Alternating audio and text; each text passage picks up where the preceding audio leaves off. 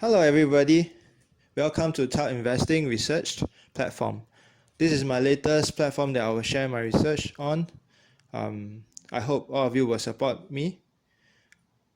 So, who am I? I'm actually someone who has been investing since 2009, long-only investor.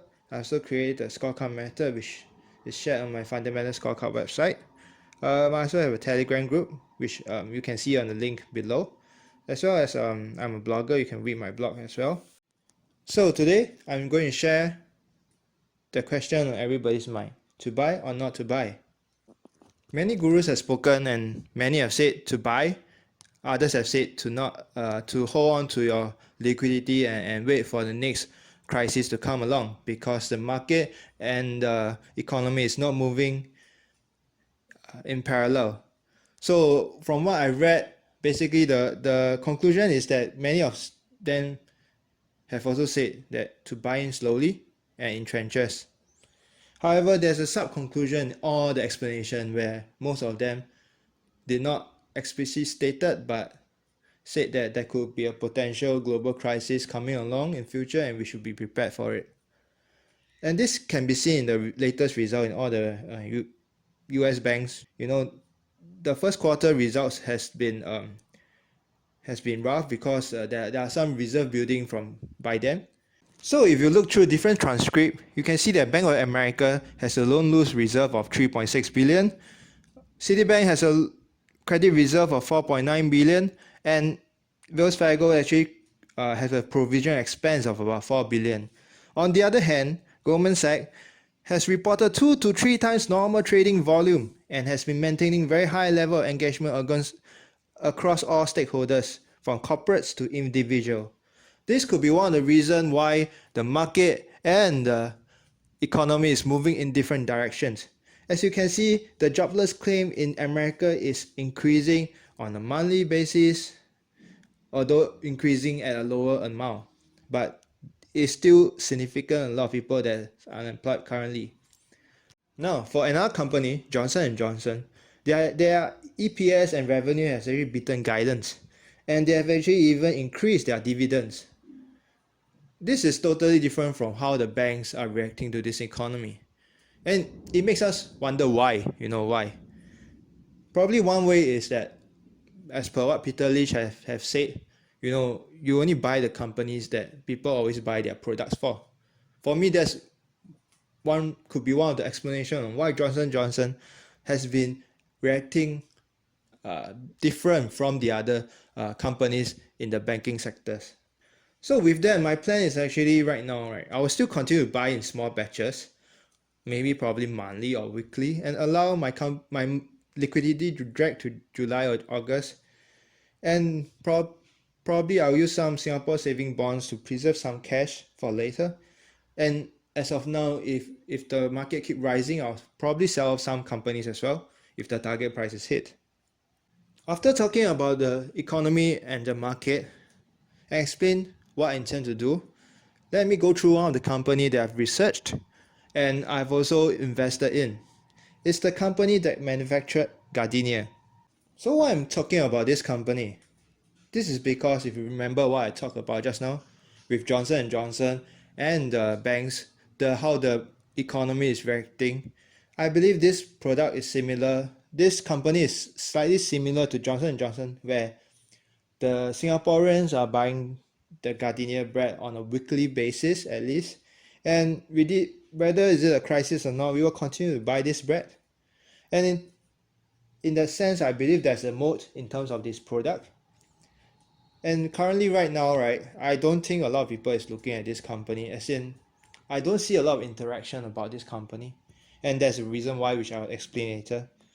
It's a bit of a cynical business as well, and in that term where Peter Lynch was saying, buy cynical company only when it's recovering. So I think this is one this is one of the point that actually explains why I'm looking at this company.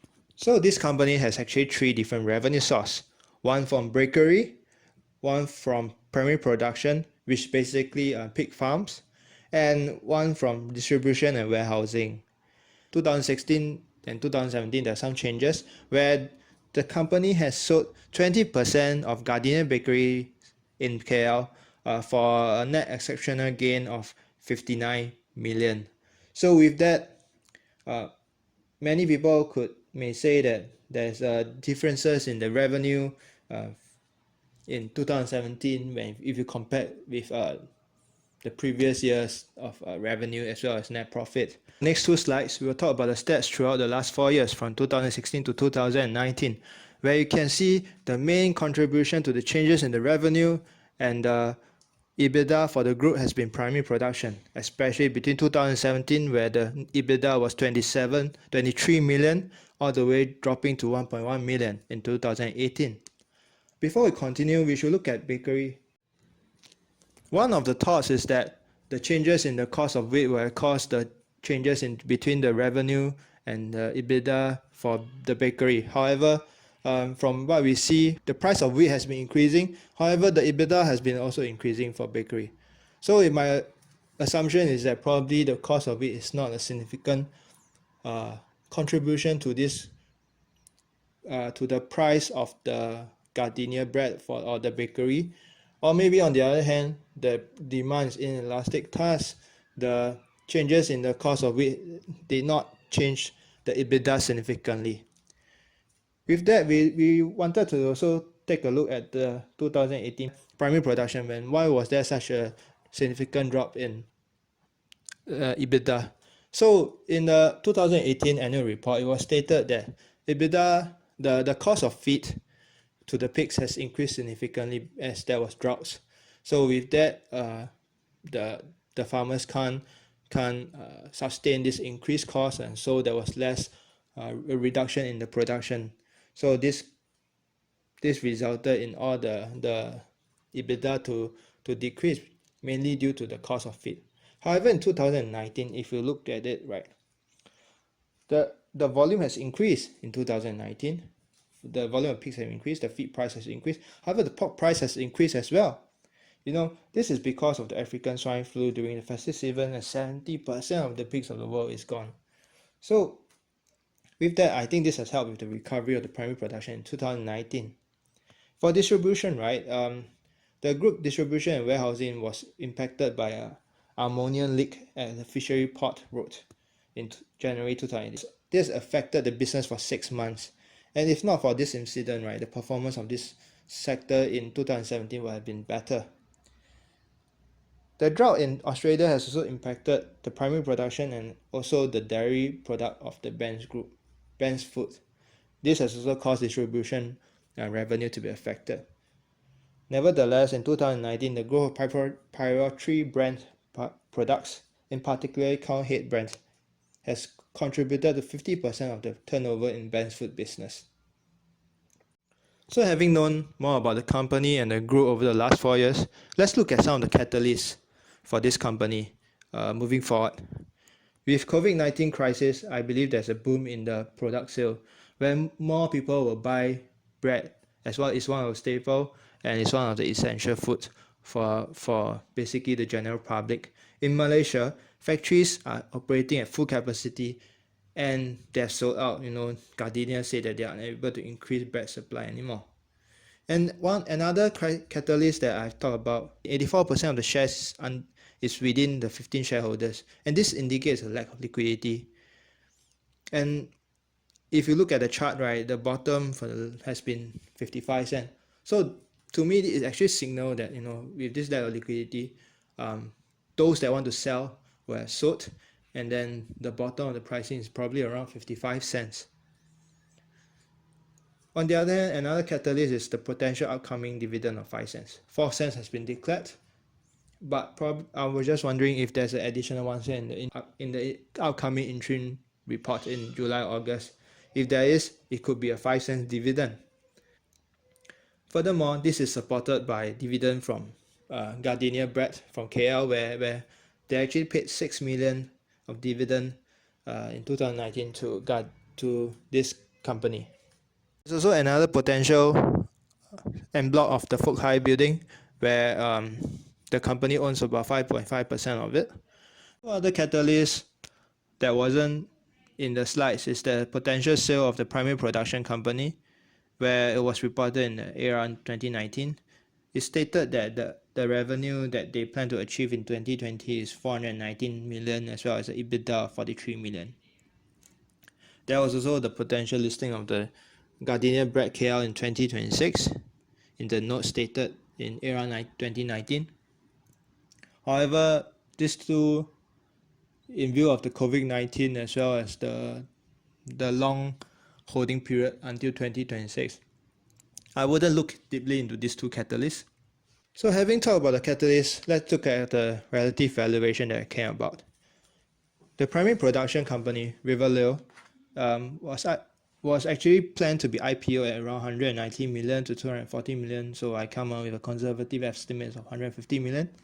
The Gardenia Bread KL in 2016, 20% was sold for 59 million, so currently they are only left with 50% of that joint venture, so with some calculations, about 148 million. So assuming the bakery business in Singapore is the same as the Gardenia Bread KL valuation, so it's about 296 million in Singapore for this bakery business. For the distribution business, it's estimated at 50% of the revenue. So I just take a simple estimation of 50 million. Do note that this does not include the sale of the Food High building and block. So with that estimated value is about 644 million, and this is about 1.12 per share. Having talked about the catalyst, the relative valuation, maybe I should talk about a bit of the risk here. The risk here, I would say, is that some of the main risk is the rise of the grains that will affect the primary production as well as the bakery costs, and these are not within the company's control. The company is also intending to grow, and there could be high capex in the future, and growth may not come along. As well as this current crisis, COVID-19 impact, we wouldn't know as the eventual final impact on their financials. So these are some of the risks that I think if you are interested in buying this company, you should look deeper into it. With that, I concluded that this company has a good midterm purchase for the next 2 to 3 years, with a 4% dividend in the next interim result. However, based on a conservative target price of $1, I think the upside is a bit low at 20%. However, but if you stretch the target price to 1.2, it's about 50%. Nevertheless, it's important to note that with this potential global crisis, that with this COVID-19 actually, share price will be volatile, and if the share price falls below 70%, there could be a potential upside of up to 70%, and that's where the real margin of safety is for me. Let me end it with a picture of the current price of the Australian pork in one of our supermarkets. If you look at per kg price, it's about $20. If you compare to my previous slides where I talk about the export price out of Australia is about $4 Sing. So you can see the relative gross profit that the supermarket could be having without deducting all the other logistic costs and stuff. So having said that, thanks for watching. I'm T.U.B Investing. I hope you can continue to support, subscribe to me, and then give me a thumbs up. Thank you very much.